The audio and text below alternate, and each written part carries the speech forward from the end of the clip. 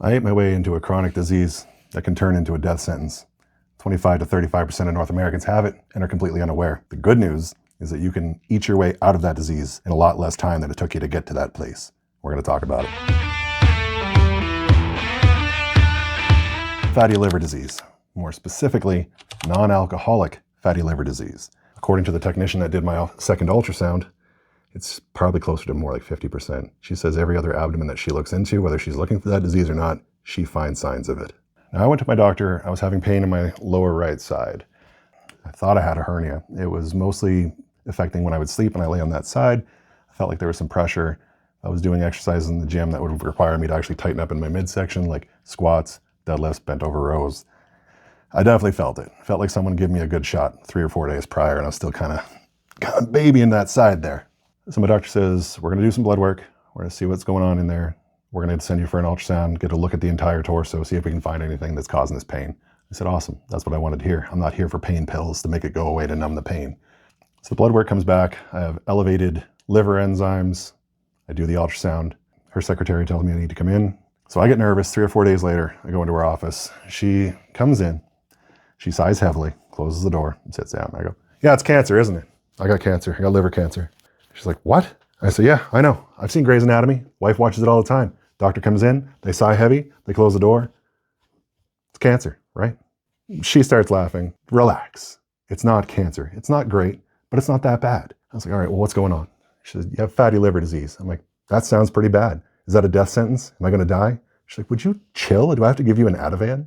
So I said, okay, well, what's fatty liver disease? And she says, fatty liver disease is actually really common. So it's not, you don't have to worry about it that much. I'm like, that doesn't make me feel better. Something being common doesn't mean that it's not terrible. She said, this used to be a disease that was strictly for seasoned alcoholics. More recently, the last few decades, we're starting to see a massive increase. So I said, all right, well, if it's not drinking, what causes this? And she says, overconsumption of sugar and trans fats. I said, oh, okay. And I kind of hung my head in shame. And so she says, looks like you already know the answer. And I said, yeah, I spend $600 a month or more on McDonald's. She looked at me almost in disbelief, a little bit of confusion, and a lot of disappointment. The fact that your blood work is as good as it is staggering. I said, I also don't do any cardio. So she says, all right, well, there's a few things that you can improve right off the tippy top. And I said, what about these low carb diets, keto, carnivore? She says, I don't think you need to go that extreme. I've already made up my mind. I'm going that route. And because I'm ADHD AF, I just dove right in. No planning whatsoever. Basically on a work shift, I had a slow day at work. I'm Googling a bunch of stuff. I'm watching YouTube videos. I'm like, this is it. This is my whole identity now. My wife joined me in on it. She was getting sick all the time. I said, why don't you try this carnivore thing? See if that doesn't start as an elimination diet and then start adding things back in. I said, well, I'll do it with you. The two of us, after a few weeks, feel great. Disclaimer. I never ended up with the keto flu whatsoever. I was good. I felt awesome. Had a little bit of the brain fog, but none of the stomach issues. My wife, not so lucky. She learned very quickly, do not trust a fart. She's going to kill me for putting that on the internet. If this is the last video, destroy my web browser. But after about a month, I mean, she was doing amazing. She said, I've never felt better. I've never slept better. I have energy all day. I'm only eating twice a day, but I have energy from start to finish. I can't wait for those 2 meals. I'm enjoying them more than I've ever enjoyed food. But after about 4 weeks, she started getting kind of bored, and it was more so for her the texture of it. She wanted crunch. She wanted something with some crispness to it. And she chose toast. Yeah, I know what you're thinking. That's probably one of the worst ideas you could have come up with. Correct. She paid for it. She was sick for 3 days. Like, bedridden, body aches from 2 pieces of toast. The thing is, she became so resensitized to all of this that the symptoms were almost worse than before.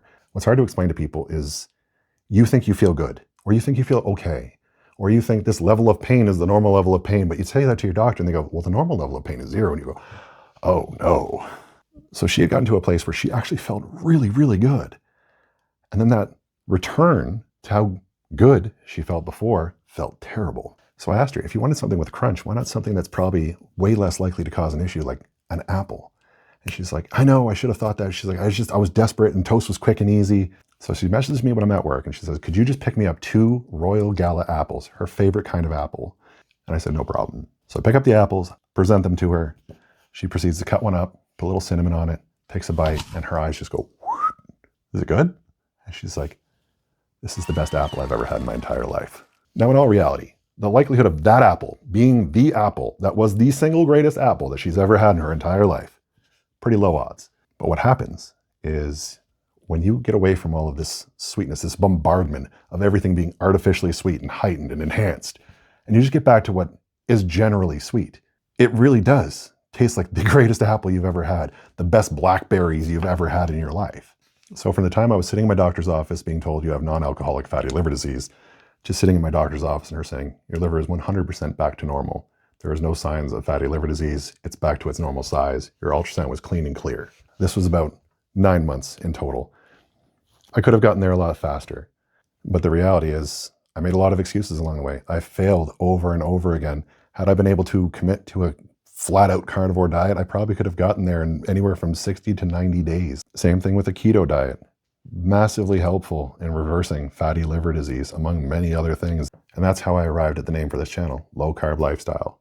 It's not necessarily carnivore. It's not necessarily keto. It's not necessarily just low carb. For me, some days I eat a very strict carnivore diet. Some days it's closer to keto. I have some vegetables. I have some fruit. I keep my carbs low. Some days it's low carb, and low carb can be very different for you or me or somebody else, depending on your activity level. Outside of the diet, some other things that I've done to improve the progress that I've made with fatty liver disease is I make sure that I get my 10,000 steps every day. If I come home and I'm at 8,529, I go for a walk. And my number one thing when I'm in the gym is I am training for strength. I used to be a strongman competitor. I am now a competitive arm wrestler, and I am training for grip strength competitions. I'm actually going to the Arnold Classic in about 4.5 weeks, and hopefully coming back with a world record in the Rogue Axle deadlift. The reason I bring up strength is typically in between sets when you're training for strength, your rest periods are considerably longer than when you're training for fitness and bodybuilding. My rest periods are anywhere from 3 to 5 minutes, sometimes a little longer if it's squats and deadlifts. I like to be as recovered as I can be to put out maximum force for those heavy compound lifts. More recently, some things that I've been doing is adding a little bit of conditioning in between my sets. Because I know if I leave them to the end of the workout, like I've been doing for 15 years, they don't get done. It doesn't matter how motivated I am when I write it in the program, I don't do it. Same with abdominal training, general core work. So what I've been doing is adding these things in between sets. So I finish a set of squats, I do 2 burpees. The idea is over time to progress. Next week, 3 burpees. The week after, 4 burpees. The idea is always progress, not perfection. And this is a bit of an experiment in and of itself. Some days I'll do it where it's one set is a conditioning thing, the next thing is a core thing. So I might do 50 jump rope. After one set, the next set might be a 30-second plank. Back to the jump rope, back to the plank. So some of these little changes. The diet, that was a big one. The adding 10,000 steps or making sure that I get them, pretty minor. It's actually one of the best parts of my day. That's just time to daydream about the future. What are we going to try to accomplish this week? And now in the case of this YouTube channel, what am I going to come up with for videos for next week and the week after and the week after? My plan eventually for this channel is to grow a community where people can show up, ask questions, and not have their throat jump down like so many of these carnivore Facebook groups that I've seen. Some of these people are worse than the people that they claim to hate, vegans. And honestly, it's discouraging. I found myself going through page after page after page and people asking, yes, some questions that if you're on chapter 13, they might seem very basic, but this guy's only on page 1. Don't jump down his throat and discourage him from doing something. Too many people forget what it's like to be in the beginning phases. They forget those little victories that they had at the start that pile up into where they are now. Some people eat this way and they lose 50, 100, 200 pounds. In my case, I reversed a death sentence. And what if in all those pages that I had to sift through, I got discouraged and I went a different way and I just said, screw this, I'm going back to the way it was. At least I was happy. I could eat a certain way. I could have my cheat days. And I also think it's just easy when you don't actually have to look at the person and talk that way to them. This is the curse of the internet. You don't have to see that that might have an emotional effect on that person. A fairly big personal trainer in the online space, Andrew Coates, once said, you shouldn't see somebody that's overweight. Maybe they're 300 pounds, maybe they're 400 pounds, and you see that person and they're having an ice cream and you think that person shouldn't be having that. Look at the size of them. That's the exact thing that got them there. But what you don't know is maybe a year ago, that person was 600 pounds and they're celebrating a 200-pound weight loss. This was the treat that they've been waiting 2 years to have. And if they see the look on your face, that might send them back to 600 pounds. Words can absolutely be powerful, whether they're spoken to someone's face or whether they're spoken via a keyboard. And that's why I think that we need to have a community where people can look up to other people that have already gotten to their chapter 13 when this person's at their page 1. And they can think, I want to accomplish that too. I'm sick and tired of being sick and tired, and I want to know what it's like to feel good.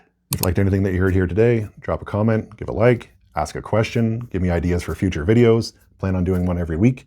Moving forward, we're going to be doing different types of recipe ideas, different recipes that you can do at home, whether you have a smoker, a barbecue, or just a regular stovetop, Q&As, and generally trying to create a community of positive, like-minded people that are just sick and tired of being sick and tired.